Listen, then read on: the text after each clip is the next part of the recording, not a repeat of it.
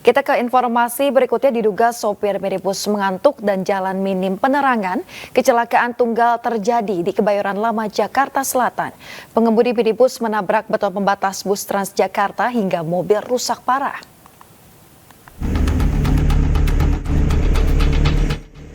Pengguna jalan di kawasan arteri Pondok Indah Kebayoran Lama Jakarta Selatan pada Sabtu dini hari dikejutkan dengan kecelakaan tunggal sebuah minibus. Kondisi minibus ringsek di bagian depan usai menabrak beton pembatas bus Transjakarta. Bahkan kerasnya benturan membuat beton pembatas hancur dan terpental. Kecelakaan diduga terjadi akibat pengemudi minibus mengantuk, ditambah kondisi jalan yang minim penerangan, hingga akhirnya pengemudi tidak menyadari adanya beton pembatas bus Transjakarta. Ngantuk atau gimana? Bisa ngantuk sama gelap juga sih. Oh, kondisinya gelap. Tadi jalan dari mana ke mana?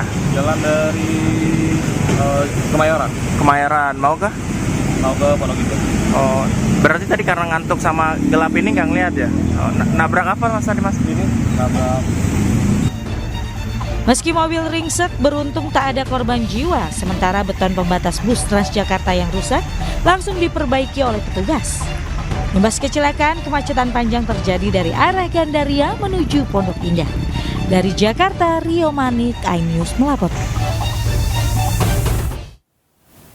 Diduga hilang kendali saat berputar arah, sebuah angkutan umum di Kabupaten Bekasi, Jawa Barat menabrak sebuah rumah makan hingga ambruk. Sopir tewas di lokasi kejadian, sementara pemilik rumah makan dan pembeli mengalami luka-luka. Motor di dalam. Hah? Ada motor? Motor saya di dalam. Sebuah angkutan umum di Jalan R.E. Marta Dinata, Desa Cikarang Kota, Kecamatan Cikarang Utara, Kabupaten Bekasi, Jawa Barat, menabrak rumah makan hingga ambruk. Akibat kejadian ini, sopir tewas di tempat, sementara pemilik rumah makan dan pembeli luka-luka. Diduga sopir kehilangan kendali saat akan berputar arah hingga menabrak sebuah rumah makan. Selain itu, angkutan umum juga menabrak sepeda motor yang sedang terparkir di depan rumah makan. Saat kejadian, kondisi angkutan umum sedang tidak berpenumpang. Dari arah Jalan Kapten Sumatri hendak menuju arah barat, RE Marta Dinata. Setibanya di TKP, angkot tersebut menabrak konblok pembatas badan jalan. Sempat terhenti, namun tiba-tiba langsung melompat ke arah warung, di mana di warung tersebut sedang ada pembeli dan seorang pelayan. Atas kejadian tersebut mengakibatkan 3 orang luka, 1 orang pengemudi angkot mengalami meninggal dunia, yang kedua pelayan rumah makan mengalami luka, dan 1 lagi pembeli warung juga mengalami luka. Jasad korban langsung dievakuasi oleh warga ke rumah sakit, sedangkan pemilik warung serta pembeli yang mengalami luka-luka dibawa ke Rumah Sakit Bakti Husada Cikarang untuk mendapatkan perawatan. Kini kasus kecelakaan itu ditangani unit Gakum Polres Metro Bekasi. Dari Kabupaten Bekasi, Jawa Barat, Didi Junaidi, iNews melaporkan. Pemirsa, akibat pengemudi tak menghiraukan peringatan penumpangnya, sebuah taksi online di Cengkareng, Jakarta Barat ringsek ditabrak KRL. Pemirsa, mobil ini rusak parah usai ditabrak kereta komuter lain jurusan Stasiun Duri Tambora menuju Tangerang, Banten. Insiden ini bermula saat taksi daring yang membawa 2 orang penumpang melaju dari arah Jalan Daan Mogot menuju ke Kembangan. Akibat sopir yang kurang waspada, mobil tersebut akhirnya dihantam KRL yang melaju di perlintasan kereta tanpa palang pintu di Jalan Inspeksi Kali Cengkareng Drain, Jakarta Barat. Akibat insiden kecelakaan ini, 2 orang penumpang taksi daring mengalami luka ringan dan harus dievakuasi ke rumah sakit. Sementara polisi yang tiba di lokasi langsung mengamankan pengemudi taksi daring ke kantor unit Laka Lantas Jakarta Barat. Ya, kalau dilihat sih kesalahan dari supir ya Bang ya. Orang parkirnya di stop sama tukang parkir, ada CCTV. Supirnya nggak bablas, saya bilangnya digelapin lah matanya atau kupingnya dibudokin, tapi penumpangnya bilang ada kereta, untungnya sih dia nggak bablas. Pemirsa, polisi menangkap seorang pengedar narkoba di Kota Pekanbaru Riau. Sementara itu di Padang, Sumatera Barat, seorang bandar narkoba berpura-pura pingsan saat digerebek polisi di rumah kontrakannya.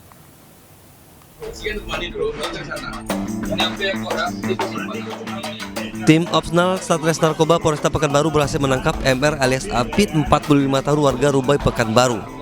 Dari buku catatan penjualan narkoba pelaku, polisi menggeledah sebuah rumah di Jalan Samsul Bahri, Karya Indah, Tapung. Hasilnya polisi menemukan 1 kg sabu-sabu, 499 butir pil ekstasi warna hijau, dan 502 butir pil ekstasi warna orange. Semua barang bukti ini disimpan tersangka di bawah kasur. Dari pengakuan pelaku, dirinya hanya kurir dan mendapat upah 20 juta rupiah dari hasil penjualan narkoba. Sementara itu, pemilik barang haram ini yang berinisial JA kini masuk DPO pihak kepolisian. Barang bukti 1 kilo narkotika jenis sabu dan pil ekstasi kurang lebih 1000 butir. Kemudian kami lakukan pengembangan untuk mencari pelaku lainnya yang masih DPO inisial CA. Dari hasil pemeriksaan terhadap pelaku ini, barang bukti mau dijual kemana dan dengan harga berapa? Dari hasil pemeriksaan bahwa pelaku hanya sebagai penjemput barang bukti tersebut. Tim Raja Wali Satres Narkoba Polresta Padang menggerebek sebuah rumah kontrakan yang diduga merupakan lokasi persembunyian DPO bandar narkoba berinisial R di Mata Air, Kecamatan Padang Selatan, Kota Padang. Pelaku yang baru 3 bulan bebas dari lembaga pemasyarakatan kelas 2A Muaro Padang ini kembali ditangkap setelah petugas menemukan 6 paket sabu yang disembunyikan di dalam kotak rokok.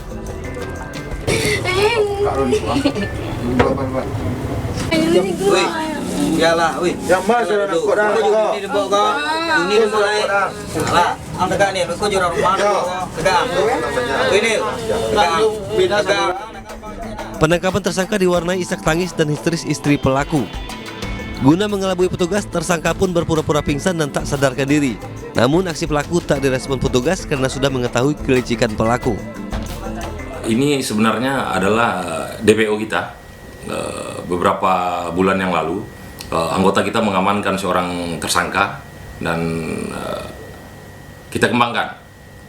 Dari hasil penyelidikan, tim Raja Wali di lapangan berhasil mengamankan 1 orang tersangka atau DPO kita ini inisial R di sebuah rumah kos. Dan alhamdulillah tim bisa menemukan barang bukti sebanyak 6 paket, 2 paket sedang dan 4 paket kecil narkotika jenis sabu. Pelaku digelandang ke Mapolresta Padang guna menjalani proses hukum lebih lanjut. Atas perbuatannya, pelaku dijerat dengan pasal tentang penyalahgunaan narkotika dengan ancaman hukuman maksimal 20 tahun penjara. Dari Pekanbaru, Riau, dan Padang, Sumatera Barat, Yusuf Marpaung, Budi Sunandar, Ainus melaporkan. Pemirsa, aparat gabungan di Kota Makassar, Sulawesi Selatan melakukan razia prostitusi online di sejumlah hotel kelas melati yang kerap dijadikan sebagai tempat melayani pelanggan lelaki hidung belang. Dalam razia tersebut diamankan 4 pasangan bukan suami istri dan 1 diantaranya dipastikan PSK online.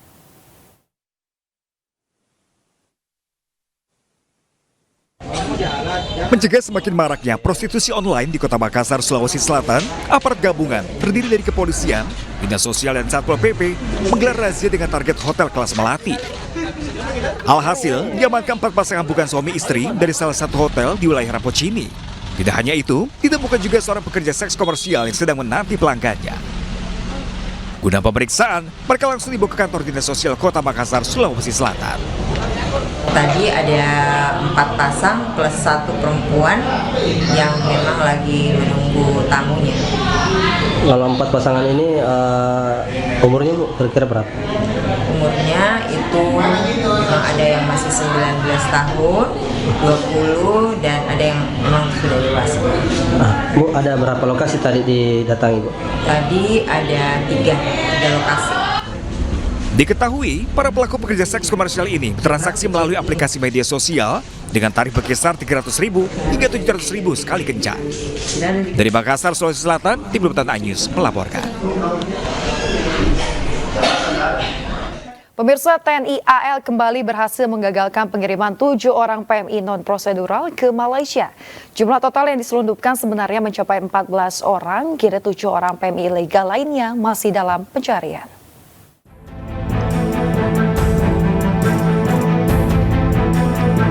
TNI AL kembali berhasil menggagalkan pengiriman PMI non-prosedural ke Malaysia. 7 pekerja migran tersebut berhasil diamankan tim gabungan, yaitu tim gabungan Fleet One Quick Response Lantama 4 Batam dan Lanal Bintan di Tanjung Uban, Kabupaten Bintan, Kepulauan Riau. pada Sabtu 16 September 2023. Komandan Lanal Bintan Letkol Laut Gita Muhara menjelaskan, penggagalan pengiriman PMI non-prosedural ini berawal dari hasil pengumpulan informasi masyarakat dan data intelijen. Menurut keterangan awal dari salah satu PMI tersebut, jumlah total mereka sebenarnya seluruhnya mencapai 14 orang yang rencananya diselundupkan ke Malaysia. Kini 7 orang PMI ilegal yang telah ditangkap telah diserahkan ke Balai Pelayanan Pelindungan Pekerja Migran Indonesia Kepulauan Riau untuk proses lebih lanjut. Sementara Tekong, para ABK, dan 7 orang PMI ilegal lainnya masih terus dalam pencarian. Selain mengamankan 7 orang PMI ilegal non-prosedural, Lanal Bintan juga mengamankan barang bukti berupa speedboat yang diduga direncanakan pelaku untuk menyelundupkan para PMI ilegal tersebut. Dalam 2 bulan terakhir, TNI AL telah berkali-kali mengamankan dan menggagalkan pengiriman PMI non-prosedural ke negara tetangga di perlintasan laut maupun di darat sekitar pesisir dan pelabuhan. Tim Liputan iNews melaporkan. Ratusan ibu-ibu di Pandeglang, Banten rela antri berjam-jam demi mendapatkan bantuan sosial. Sebagian warga ini bahkan membawa serta anak mereka yang masih balita untuk mengantre.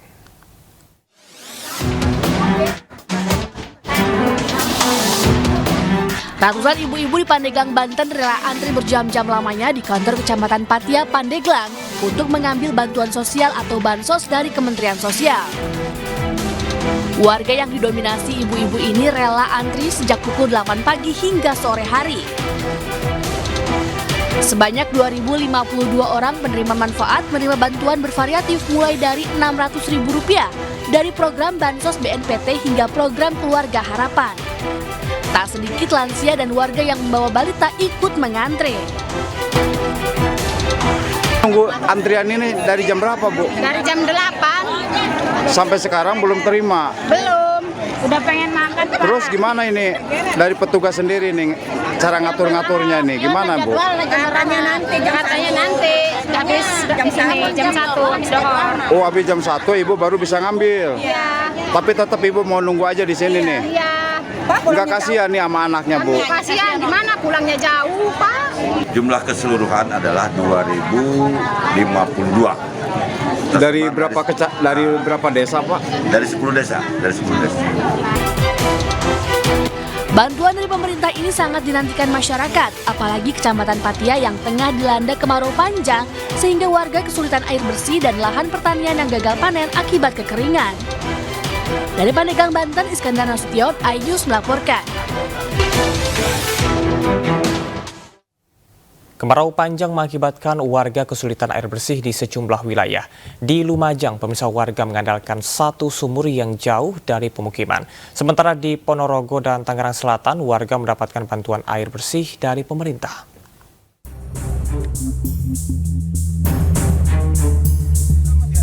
Kemarau panjang mengakibatkan sejumlah wilayah mengalami kekeringan dan krisis air bersih, seperti di Lumajang, Jawa Timur. Tempat penampungan air di Desa Jenggrong, Kecamatan Ranuyoso, Lumajang ini terus ramai didatangi warga setempat.